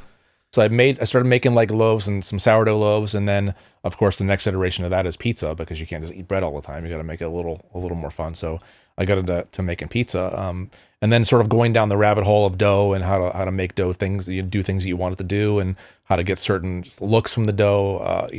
What kind of flour New York has versus Neapolitan. Wow. There's all kinds of fun rabbit holes to go down, and if I can find the rabbit hole, I'm probably going to go down it. So I did that with pizza, and then I decided I don't necessarily want to spend $1,000 on a pizza oven that's only going to do Neapolitans or something. Right. Everybody seems to think that you need to have the gauze on the outside to do your pizzas. You don't necessarily have to do that. If you're doing New York style or something that's in between Neapolitan and New York, you can still use your home oven. Just get a 3/8 inch pizza steel. Okay. And then heat your oven up for about an hour, and then about 10 minutes before you start, crank the broil, which is going to be going real to close 500. to it. And you crank the broil, which is going to be it's hotter than the oven. Okay. You'll get a surface temperature that's 650 if you really want it. Gotcha. So if you want to get a little more Neapolitan-ish, just crank the broiler, put the pizza in there, and then you'll get the big cornicione around the side. Whoa. Yeah, that's what you see is the cornicione. Wow. Is that the term for that? Cornicione is the crust. The Italian word for that? That's Sick. great, dude. Go cornicione or whatever. I'm probably saying it wrong. But You yeah, did that's good. No, that's good. Yeah, so that's the sort of the trick there, is to make sure it's hot enough to do that. But the whole dough thing is, there's all kinds of formulas there too. You can screw up your dough in so many different ways so easily. So until you figure out what those sort of ratios and formulas are, there's an app called Pizza App, Pizza App. That's perfect. Yeah, and it'll do ratios for Neapolitan stuff. So if you want to do certain things, you can say, I want to do a cold fermentation for these many hours, and I want to do a room temperature fermentation for these many hours. It'll actually give you the precise amount of yeast that you might need for that. And let's say that you want to do a New York style pizza, but you want to do like a hydration level of like 62, which is sort of in the New York realm. Then at that point, you can calculate out exactly what your water ratios are, in Baker's percentages, and then you can make your dough exactly what you want. So Neapolitans are over 70 usually. Hydration, New York's down to 60, 62, 63. I decided that 62 was sort of the best formulation for me. So I did the Neapolitan-ish thing for maybe 6 months, and the last few months I've been doing like New York style-ish. I'm not trying to get the flat crust around because I like the cornicione on there. I think it's I do too. Yeah, that's cool, man. My wife loves it too, like the puffy cornicione. Yeah. So I could do the New York, exactly the New York thing where I have the sort of more flat cornicione. Yeah, it's more dense though. Yeah, dude. exactly. It's just not as fun. No. So I do the sort of in between New York style and Neapolitan style. But yeah, all the science behind it is so much fun. So when you're using flour, like, are you more into, what is it, 007 or isn't there one called like 007 or something? Well, that's the 00. That's pizzeria style. That's like Caputo or whatever. That's like the Neapolitan style. Okay. I'm using bread flour. Bread flour, right. Yes. Right. So bread flour is I think I like that better too, man. I think so too. So the bread flour is more New York. Is that what Frankie's uses? I'm sure they use bread flour. God, that tastes so good, man. Frankie's is... I'm not even a crust or bread guy, but I just can't stop eating it. Yeah. Okay, so what's your favorite local spot, in this Nashville? is a real fun question. Like top three. Top three. It's not New York style, it's wood fired, but Smith & Lentz is real tough to beat. I've heard that their we stuff gotta is try good. that. Yeah. It's real tough to beat. It's like a sourdough dough. It's really, really good. They're amazing. Which is a brewery, by the way, too. Which is also a great Is beer. that Madison? Where's that? East located? Nashville. Oh, that's East Madison's Nashville. Madison's Pinky Ring. Pinky Ring, right. Yes, which is also amazing. That's They're in the sort top of, three? Definitely, Okay. yes. So if you want, I'll just give you the whole list. Yeah, give me the list. So give me the list. if you want like strict New York style, yep. Frankie's 925. So sick. Yeah. So if you want sort of Neapolitan, Show Pizza. Show is excellent. It's We great. love it. That's like strict Drew Neapolitan and I spent style. about what, $250 one day? I mean, that's throwing the money thing away. that gets me about that place. I love It's very Show. expensive. It's really expensive. And there's no parking. No parking. And we paid for parking too. Yeah. you get like a couple drinks, maybe like a salad and Remember two pizzas, and it's like $150. They asked us to upgrade them. You want to upgrade the moots? Why do I need to upgrade that? Give me your best stuff. Yeah. Like, don't even give me that as an option. Yeah. Right. And kind of Make me your best pizza and I'll pay for it. Well, there's distinct, flavor differences. So some people like that, some people don't. Interesting. Yeah. Because they use, what is it? It's like an upgrade to go to Buffalo or something. Yeah. Well, they have a buffalo mozzarella pizza, But is that what they upcharged us on the margarita? What was the thing, dude? I don't know, man. But we would just went all in. Like we were just going nuts. Drinking Like we're crazy. just going all in. But yeah, like I don't know. I just kind of get a little upset when pizza is elevated to that to a fine dining price. Yes. And that kind of agreed. Like, but Frankie's you're getting more bang for the buck. You're getting a lot more food. And if you order it delivery, Show Pizzas, that's like a Michelin star chef. Mm-hmm. Sure, and 100%. Maybe that's why. Yeah, so there's all kinds of interesting side dishes too. Yes. So that's like they're really good, and it's not. You shouldn't go there like to spend $25 on a pizza. Right. You're gonna go there and have an experience. I agree. Of really high end. And there's a Japanese undertone, right? Yeah. Yeah. I mean, that's pretty cool. That is. Yeah, you're right. The you're miso right. dipping sauce. Yeah. Remember that? And they're. I do love walking into a place and seeing that pizza oven in the corner. Sick. You know what I It's the mean? best, Like the with the little squares. Yeah. How do they make that? Tile, a tile oven. Yep. And what else? So that's the Pinky Ring, which it's sort of New York adjacent. Okay. They're really interesting and sort of flavor combos there. And then 5 Points is one of my favorites for like New Yorkish style. It's pretty close to New York, but it's sort of their own take on it. Cool. So I think if you're looking for great pizza in this area, or rather the Nashville area, the top ones are going to be for me Smith & Lentz, Show Pizza for the Neapolitan, Frankie's for like a strict New York style, 5 Points for a New York style. You also have for like tavern style, you have Dicey's. Oh, is that good? So it's great. That's my people pizza. That's good, Chicago. Huh? Oh yeah, awesome. Chicago What's style. The we real just went Chicago to? style pizza is Roy's. right tavern style. Oh yeah, Roy's kind is of good. does. Roy's is pretty good. What's that? Roy's Tavern. Oh, Have I've you not been had that there? one. Nope. Dude, I was impressed. They by do a Chicago style like pizza, jardiniere. and they Oh, they excellent. have double cooked wings, like they're just so crispy Oh, and so awesome. good and tender on Double yeah. fried, right? Yeah, they're Where is always this place?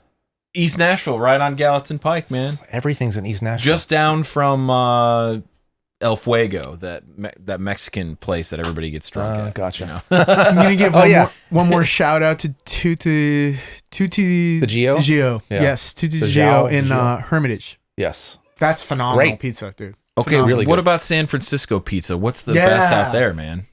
Wow. They can't do it? No? I mean, there's a couple spots. I didn't go to SF too much, Okay. probably in the last 10 years because the city's, has Yeah. problems. Right. So I didn't go out there too much, and the family didn't go out there too much. So Right. we stuck in our area, and interestingly, there's just no real good pizza in my area, and like the Dublin, Livermore, San Ramon. There's probably a couple good spots, but we just at some point we just didn't get too much pizza because there's nothing very good. It's like okay, it's like all the stuff out there in my area, and somebody's gonna call me out. There's this great pizza spot that you're missing. There's a lot of it was like what is it? Not Martin's. What's the pizza out here? It's a kind of a biggish pizza. Not Joe's. There's Like a chain? Marco's. Marco's? A lot of pizza, it was yeah. like Marco's. Marco's is fine, but it's not like an elevated experience. Yeah. You're not going to get anything strict. It's sort of like American style pizza or whatever. Mm. But yeah, that's sort of seemed to be the all the pizza out there seems to be that style of pizza. When I came out here, people said there's no good pizza in Nashville. I think that's just bullshit. There's a lot of good pizza in Nashville. There is now, but I would say like 10 years ago there I'm wasn't. sure, yeah. And you couldn't get an Italian beef, even Italian food in Nashville. Campione's, yeah, Chicago style. Have Yeah, that yet? that's my favorite. Like that's my like bad boy treat is the freaking Italian beef sandwich, which Nicoletto started doing. But awesome. I've had mixed experiences with Nicoletto's Italian beef. It's like different every time I go there. Gotcha. Bread is like too much bread, or it's like kind of stale. And then I've had it, and it's just knocked my socks off. Have you It's, had like, perfect. Campione's? No, Campione's. No. That's the one everybody talks about for Okay. Chicago Wow. style. Yeah, there's one in Mount Juliet now. Wow. Their okay. Italian beef is spectacular. Wow. So good. Okay, Yeah. I gotta go. I didn't even know we had that. Campione's. Yep. Cool. It's great. Man. Good food in Nashville. Dude, so if somebody wants a Skervesen guitar or an Element guitar, like what's the process like for getting a guitar with you, man? Great question. So with Skervesen, basically anybody in the U.S., they should just come to me, and it's because the time zone difference. If they want close communication, that's why I'm here. So and you I help deal them with a lot of spec that. out a guitar? Absolutely. Yeah. Wow. Yep. Cool. So these folks will contact me.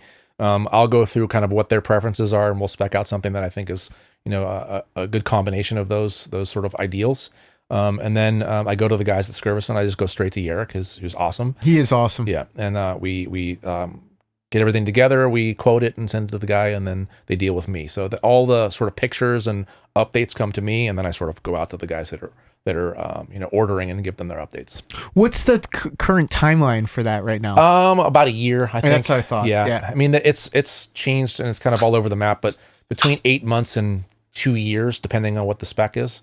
Yeah. Is that just to source like really tough wood or sourcing wood's art form in itself. Oh man, dude! I bet it's gotten a lot more expensive Crazy. after the pandemic too. Like Yes. that's just kind of raised the price of guitars in general. Like Hardware's more expensive, and what about wood's more restrictions, expensive. like government restrictions on some? Oh, look at that! My dad's calling me. Oh my God, take it. take it, man. Take it. Be like, hey, I'm Pause on the it. Turn it podcast, off. Dad. Turn that right off. There we go. Oh, dude, it's cool. Clip that one. Even if you needed to, even if you needed to talk to him, like it'd be cool. Hey, Dad, I'm on a podcast. Do you run into like? I mean, I know there's obviously like the Brazilian rosewood. You can't like harvest it. there's a even travel restrictions. with I think it's with cares or nares, or I can't think of Right. bears or whatever the hell it is. It is something where they will restrict certain things, so you can't ship them. It's so nuts. So, what's a good replacement wood for Brazilian rosewood? There's lots of different rosewoods that you can get, no problem. Oh, okay. Yeah, so you can get Honduran, right? Sure, you can get lots of different rosewoods. I have not even used rosewood on a fretboard for the Kind longest of boring. time. It kind of got boring for me. You know what I personally. think is an amazing replacement? Palfaro. Yeah, I love Pal Palfaro. It Ferro's sounds great. like, yes. dude, the pick attack. I love Palfaro. It has that warmth, but the clarity in the dynamic, the responsiveness, and the pick attack that Pal Ferro has is pretty unmatched, man. That's awesome. Yeah. Love that. Yep. I'm a huge just black ebony fingerboard. I love that me too. You know, Me too. just I love that too, man. This one's not actually ebony. This one is roasted purple heart, No kidding, wow. dude. which looks very black. for fingerboard wood. Yep. Yeah. Yep. Very light. What was I gonna say? There was something about that I was gonna.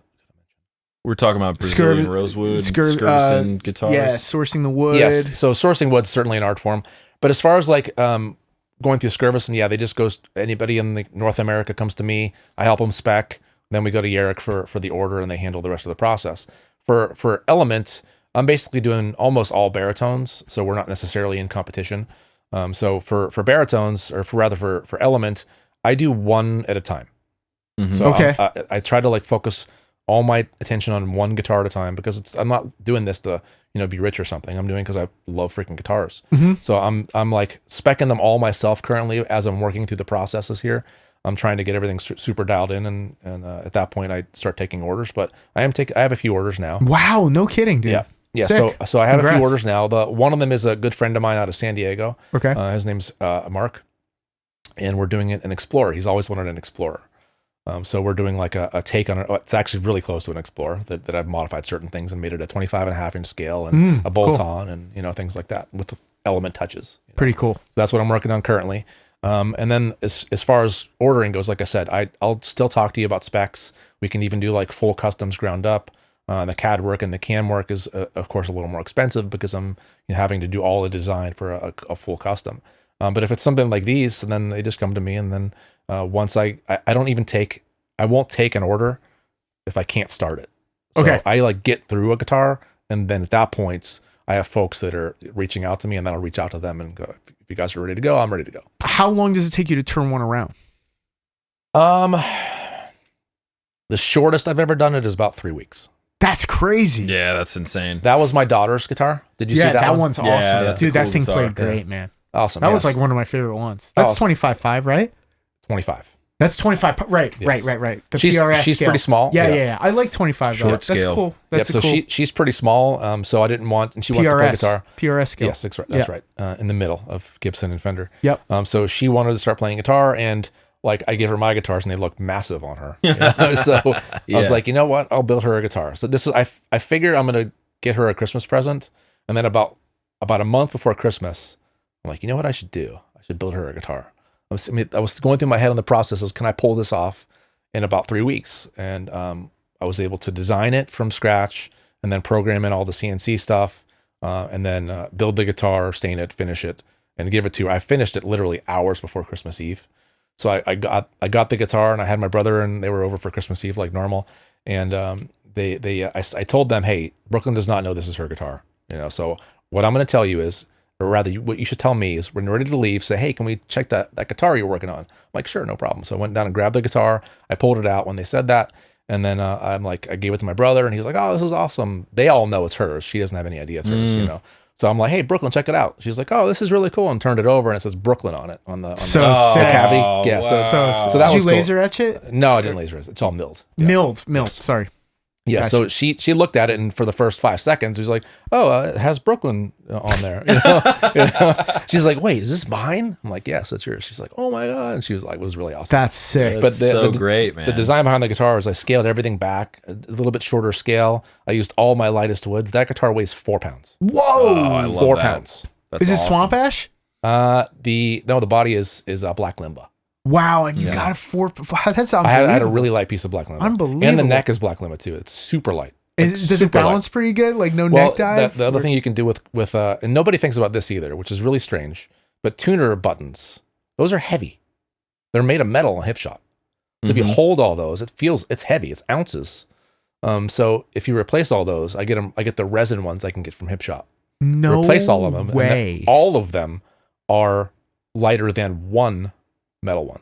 That's crazy. So no neck dive. No neck dive. Perfect. So That's when you unbelievable. feel this, there's like nothing pulling the guitar. Yeah. Why don't people think about that? Some people do. I think when people have too much neck dive, they're like, oh, let me offset the body and put this there, and like you can do that, or you can make the headstock shorter. You can make those tuners, resin tuners, tuner buttons rather. and all of a sudden you've lost all of that weight, you know. So at that point, the whole guitar feels lighter. There's no neck dive because the buttons are not. There's nothing holding the freaking neck down. So the whole thing becomes a lot lighter and more manageable. So talking about balance, I don't think you have to worry necessarily too much about where you're positioning strap buttons or if the horn's going to the 12th fret. There's lots of other things you can do to make it balance. And generally, it's how about you pick some light woods, make the headstock a little bit more compact, make those tuner buttons plastic. All of a sudden, you can just design visually what looks the best visually and not have to sort of compromise for the design because you're trying to balance everything. So there's other ways to balance.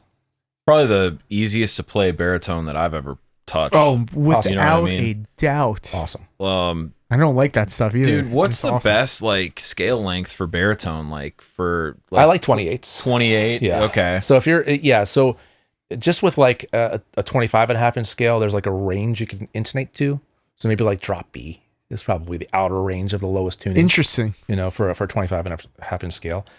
Some people or some different bridges allow you to go a little further than that, depending on the travel of the saddles. But in general, I like to go, okay, 25.5 inch scale. I would use that for like drop C or drop B or something at the very lowest. Drop C is great for that. I think so. And then as you get longer and longer, that means you can't tune higher. You can't tune to like E standard on that. It would never work. You can't intonate that. Right. Right. So it just changes the whole sort of range of tunings. So 28 sits in an area where I can get all the way down to E1 if I really want to on that and still intonate perfectly. Heck That's yeah. sick. You know, That's what I have on my 8th string, but it's a 27 Yep. inch So- scale. So you can E1. Mhm. Wild. right. So you can get the range of all the cool baritone tunings down to 28. So if you want something that's 30, there's other things to consider there too.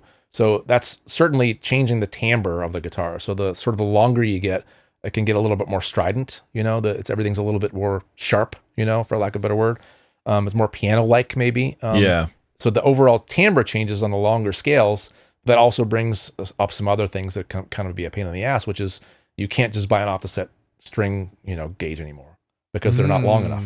Oh. Yeah. Right. And some of the, in my opinion, maybe the worst designs or the worst thought out designs, they look great, but the worst thought out designs is like a Jazzmaster style baritone that's 30 inches with an inline reverse headstock. And everyone loves that too. And everyone loves it. Yeah. And firstly, depending on where that little carve, the thigh carve is, it's pushing the neck further or, think about that. The thigh carve is what's positioning the nut if you're sitting down. Yeah. So you're like out here. Exactly. So if that thigh carve is Hey, guys. right, exactly. If the thigh carve is near the bridge, like on a Jazzmaster, firstly, it's pushing that nut way further than it needs to be. Yeah. It's like the longest so guitar ever uncomfortable. made. Right.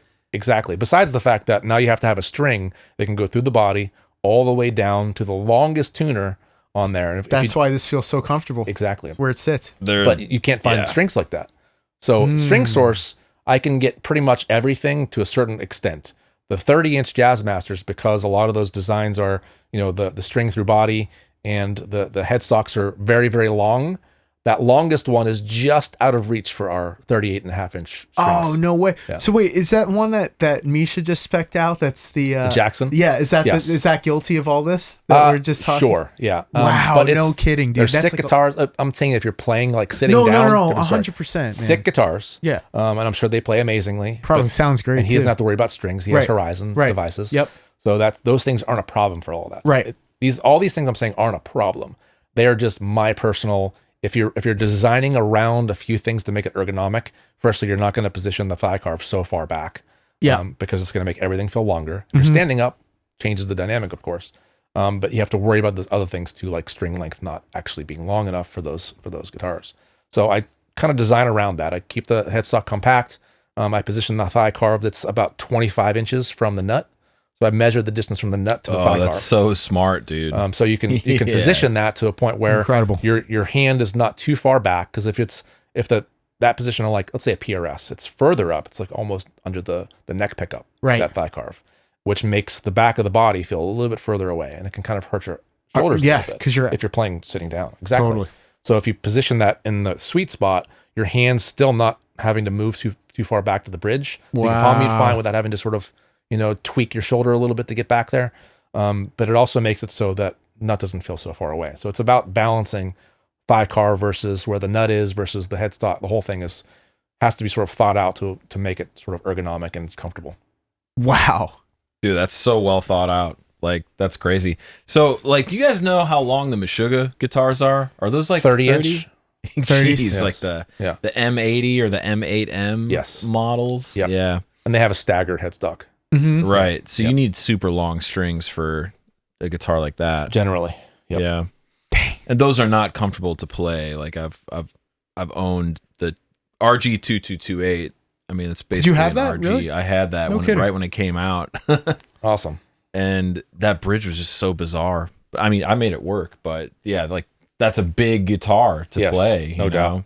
Yep. So, and I think the trend has moved away from 7 and 8 string guitars to something like what you're building. That's my now, preference. which is smart. I think I would Yep. rather do that too. Yep. I don't care about. I don't like. I have no 7 strings now. I just got rid of my last 7 string, which was a outrageously awesome 7 string. What but was I it? just it was a Skervesen one-piece redwood top, like Dang. ridiculously Wow. awesome guitar. But I never played it because I don't like dealing with the extra string, and it's like, to me, a 7 string is not as comfy as a 6 string. Yeah. So what's the alternative if you want to tune low? A baritone Right. 6. You know? Yeah. I mean, the type of music and the type of player I am, I just kind of forced myself for like more than a decade to play the 8 string and make it feel like a normal guitar. Yep. Because you do have like your 6 string guitar you grew up with, plus a couple extra Right, things right, that exactly. you can do with. So I've gravitated more towards that, but that's fun to play, man. Like Awesome. I feel like I could just playing a guitar like that would make me write different music. Yeah, you know, certainly. and you can get a couple albums, you Yeah. know, out of an instrument like that. No doubt. Inspiring. That's- I think a that's lot of the new tuned- periphery is baritones. Wow. Yeah. Yep. I think they sort of milked that. They got those guitars, and I think Misha loved it. I think they kind of went down that path of let's do a few songs. And It's like, just so much easier E1. to manage, man. yeah, Like playing an instrument like that. Played a 7 string for probably, since 2006. So Oh, like I wow. have a lot of experience on that too, Yeah. but like I haven't played one in now like 3 years or so. I Yep. mean, you play different on that. It's a different Absolutely. instrument to Yep. me, you know, and I Yep. just like, dude, 6 string is hard enough. I'd rather just figure out the 6. And, yep. I totally agree. You know? It just feels more comfortable. Yeah, man. Totally. So, question for you guys: what is your out of all your guitars? What do you think is the most ergonomic one? In terms of body shape, neck shape, Everything. Like, what feels the most comfortable? Man, I got a lot of guitars, dude. Probably your Strandberg. I would say my Vader, but my Vader's not an ergonomic guitar, but it is a headless guitar, Yeah. so Light. it does make the experience of playing an 8-string guitar like more manageable. Sure, And yeah. and I can sit in like an office chair and play that guitar. Yeah. But I am to the point where I'm like, I don't really want to play this live because I'm like a bigger guy now. You know, I'm like 6'1", over 200. So it looks real small. So it looks tiny. So, Toothpick. so like I'm gonna Toothpick. play like if I play an 8-string live, I think I'm gonna get a headstock Yeah. guitar, Yeah. like a big Ibanez or something like that. I think this obviously the Strandberg is built on ergonomics. Yes. Like it's something that totally is the most different. comfortable guitar I've ever played. It's comfortable. I gotta say though, like the multi-scale thing, I fell kind of out of favor with that. Believe it or not, Me too. I don't like how it feels at the top. Mm-hmm. I think it changes your trajectory. You got to play a little bit differently, Yes. and I don't think the benefits outweigh what you have to sacrifice. I totally agree. Okay, so Yep. like that's not really. I think it took me a while to learn that because Yep. I was really making that happen, and then I realized I was playing. I've got so many good guitars, dude. The most ergonomic, believe it or not, I think the J Custom Super Wizard neck, dude. There's nothing there. Yeah. It just you fly on it. Yep. And the body shape, it just for me the Yep. RG body shape or a Jackson Dinky body shape. That one was one of my reference points actually because they're very comfy. Dude. They sit well. It's 22.5 inches from the nut to the J nut Custom. on the J Customs. Okay, so Yeah. and also the appointment. I would say the appointments on the J Custom. If you're talking just about pure playability, The Velvet Touch, you have it here, like almost. The Velvet Touch little flame maple that they have on the side, they have rolled edges on every fret. Always rolled, yep.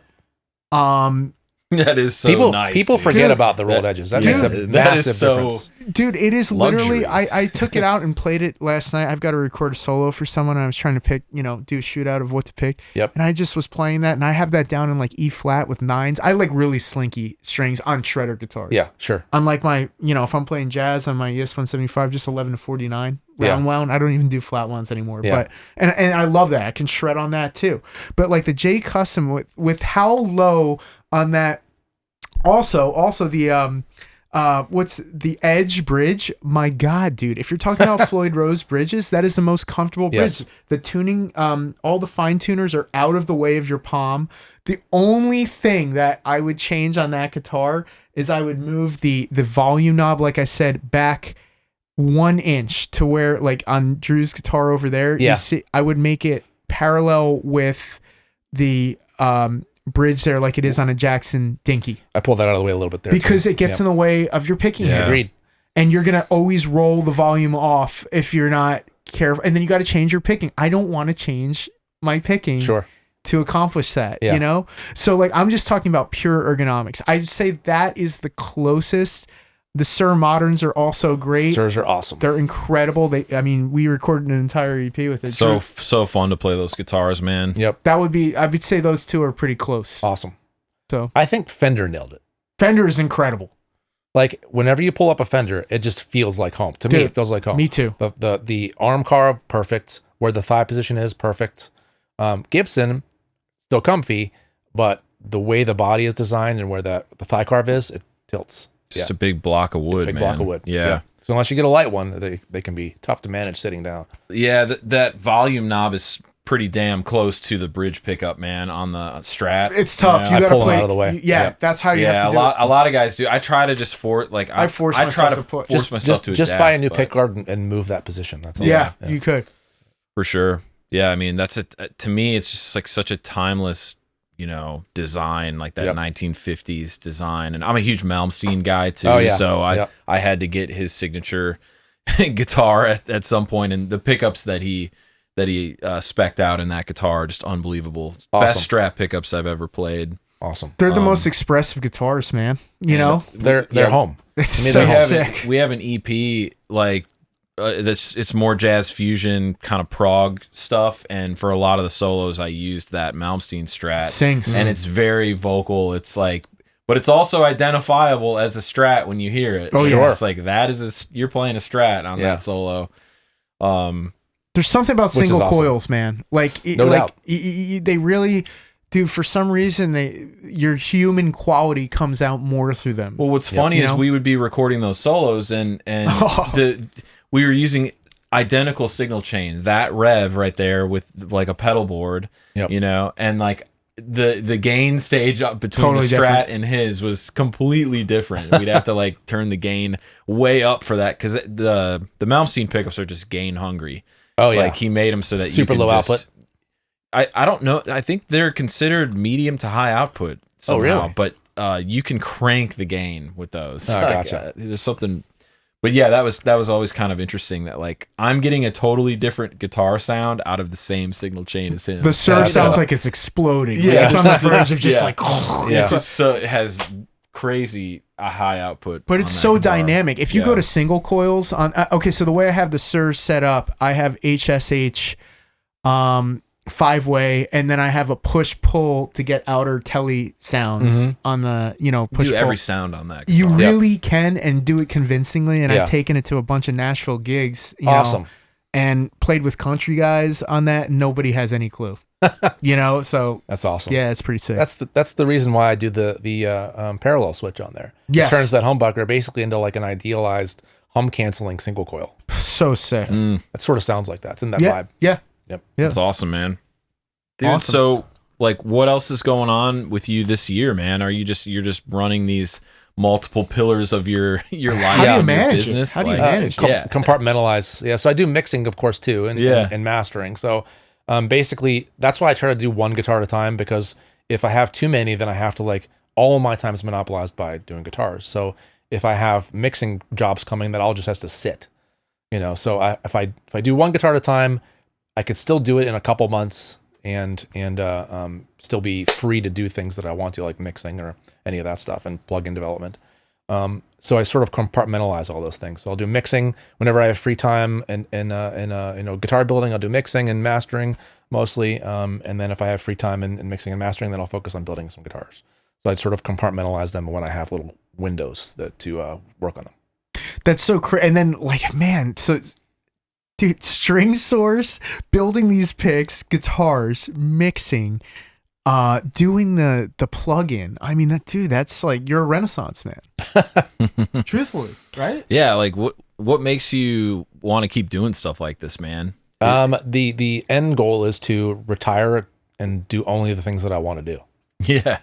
So if retirement is not going to be retirement for me, retirement will very likely be like developing plugins and building guitars and mixing. Hell yeah, dude. What about the That's dental sick. thing? You touched on that before. Yeah. How did you get into that? So I've been into that since basically the same year I started a Logic Pro.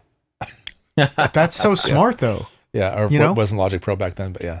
So It's yeah, consistent. it was a consistent gig that was paying my bills and allowing me to develop all these things on the side. So great. So it was consistent enough that the family's taken care of. I'm not having to worry about that. My wife didn't have to work, so she could raise our kid. And because of that, I think that I have nothing bad to say about that industry. It's been pretty good to me.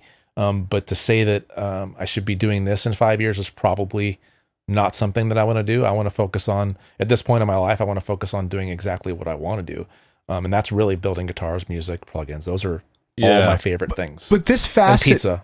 yeah, Pizza will well, never go that we definitely listen, man. We gotta talk. It's always there. But the dental thing. So that's like you're in a specialized niche of that, though. You're in the design the element. CAD camp side. Yeah, of it, dude, yes. that's crazy. So printing, milling, designing. Yes. So is that when you were in college? Were you studying CAD stuff, No. or you learned that yourself? Yes. Which is that? How hard is that? It's a new language. So it's like if you go into Photoshop the first time you've never got any training on it. hard. It's a new language. Yeah, it totally is. So you have to learn the new language. Same with like Fusion. That's a new language. Oh, yeah. Fusion 360 design software. So it's the same thing. It's just learning a new language. And I think because of that, I think if you learn those new languages, then it just becomes second nature. So I just dive into it. So what I generally do if I'm taking on something that's new, I will literally go into like Instagram and Facebook and then just start liking and following all the things that are in that like realm, like all pizza stuff. I'm only looking at pizza this month. So I'll just go on and follow all the pizza guys, and I'll stop on the pizza pictures. That way when I look at my feed, it's just tips and tricks about pizzas. And then my YouTube feed's going to be the same sort of thing, just focused on pizzas. If it's plug-in development, then I look into all those different things. If it's building guitars, then I'm just going to focus my Instagram and my Facebook and YouTube on an algorithm that shows me mostly guitar building stuff. So I'm taking in information sort of passively that allows me to still do it, but Things not like actually that. do it. Yeah, it's allowing me to Subconscious. exactly. So when I actually start doing those things, it feels like, oh, I've done this before because I've seen it 80,000 times. So smart. On Instagram and things like that. So that's kind of like how I like to take on new stuff, is just go down the rabbit hole and passively take in information that allows you to learn those languages, like Fusion 360. When I learned that, I was just 100% all in on like YouTube videos, like from Austin Shaner on Fusion 360, so I could learn how to design that stuff. So my first real project in design in Fusion 360 was a guitar. Nothing else. I went straight. I'm not going to learn how to make a box. I'm making a fucking guitar. Hell yeah. So, yeah. So awesome. That's sick, man. Yeah. Dude. Yeah, like would you tell like a young person that's really into metal or music that they should get like a regular job to do alongside their passions and their music stuff? I think that's the most conservative way to go about it. Find something that you don't hate, that's going to pay your bills, and that'll just keep everything consistent and like safe. And then in your spare time, that's when you focus all your time on all your passions. And then at some point, if you're doing well in your passions, then you can make that your job. You just figure out how to make money on the side, have your little side projects, whatever the hell they are. And then if you're focusing, 4 or 5, you could even focus 5, 6, 7 hours a day. If you really wanted to, you could focus that much time. So your day job might be 8 to 5, and then you're going to have dinner from 5 to 6, and 6 to 11, all you're focused on is learning Fusion 360. Eric's got it dialed in. At some point, and then 1 hour of shows, You know, you'll watch the shows for an hour, go to bed, and then start it over. So we were talking about like your advice for someone who's really into music, wants to do music professionally. Yep. You know, would you recommend that they get like a full-time job? Yes. So, yes, I think so. I think if you want something to be consistent and you want to be able to afford nice things like, you know, nice guitars or nice amps. Yeah. Firstly, that's, you know, something that you're going to have a consistent job to do. But I think securing yourself and making sure that you don't have any of those distractions necessarily is probably a good way to go. So make sure you have a consistent gig and then focus your off time and, you know, on all your side projects. And at some point those will take over. Mm-hmm. Yeah, I think that's good advice, man. Having some degree of stability. And, you know, I guess if you're in your early 20s or something and you're in a band and you want to go on tour, there's a lot of flexible jobs in Nashville that you can get, No like doubt. whether it be like a serving job or like a kitchen job, where like most places are going to be cool with you, like leaving town for a couple weeks for your band's tour. Especially in this city. Yep. Exactly. Yep. Yeah, people support get it. that and get it. But yeah, man, what are you most excited about, like in terms of what you're working on right now? Like, well, this is going to be awesome. I cannot wait to release this product. yeah, I think it'll do really well. We're getting nothing but great feedback on it. So that's something that is like top of mind is Sabol Hill. But that's always, to me, building guitars is just so rewarding. So awesome. Like getting to the end process and, you know, speccing these things myself in the prototyping stage is just so much fun. I just absolutely love doing the whole prototyping, you know, stage of these things. Is just, to me, it's just, there's nothing more rewarding than that. yeah, As far as making something, if you can, you know, draw something in 3D, come up with a concept firstly, draw it in 3D, bring the entire thing into life, look at the entire thing on the screen, and then output that to a CNC machine, and then do all the finishing by hand, and then come to a product that looks the same as you had on the screen, if not better. That is just so much fun.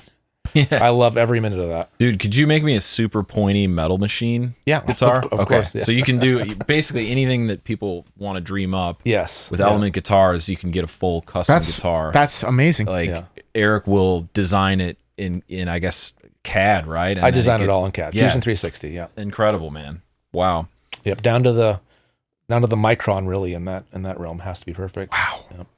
So yeah, that's the whole thing's designed exactly to spec. So when I mill them, they're exactly what they should be. Yeah. But yeah, it's a lot of fun. And if you want a Wenge neck with a ebony fingerboard, you could do that Yeah, too. you could do that.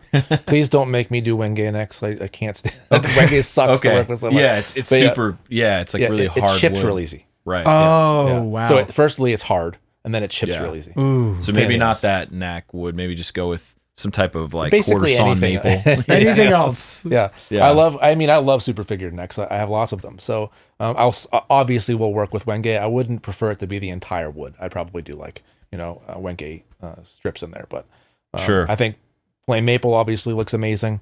Black limbo looks amazing. Yeah. So there's so many opportunities. to Can make. you bend the maple to do an arm contour? What do you mean?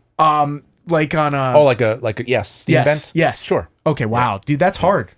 Not really. Really? Not really. Because I feel like a lot of companies, like, I mean, obviously, Sir does it. Anderson with Yep. the drop top, they were like really, Yep. you know, so that's not hard. So you okay. heat up no. the wood and I don't know. There's a few ways to do it. So what I would do if I'm going to do a bent top, which I've not actually done yet, but I can do it.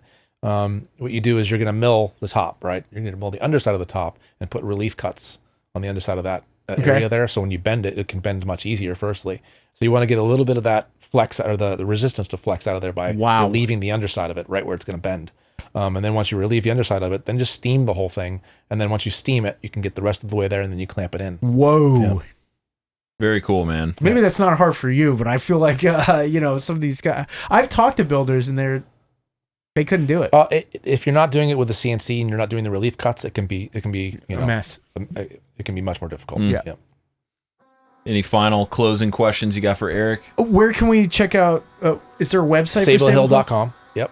Well, yeah, plug all your stuff, Yeah, man. Like, give like us- where give can us people a- find you? So we have String Source, of course. That is thestringsource.com or any String Source on socials. We have Element Guitars, which is element.guitars on socials. We have Sable Hill, which is sablehill.com or sable.hill on socials. What else? What am I forgetting here? There's Your production? So much stuff that I'm forgetting. So yeah, my personal page is eRockamania on Instagram and everywhere else. Right. That is my personal stuff where I show off all my mixing and guitars and all that crap on there. Pizzas. If you like pizzas, you'll probably see some pizza content. Yeah, but that's the main ones. I'm forgetting something, but yeah, that's the main ones. Dude, you're an inspiring guy, man. Thank like you, I man. love what you're doing. Like, Me too. It makes me want to do more stuff, and to work hard at what I'm doing. So it's been a real pleasure having you on the show, man. My pleasure. It was great to be here. Thanks for coming out. Of course. All right, everybody. Thanks for watching. We'll see you in the next one. Awesome. Peace.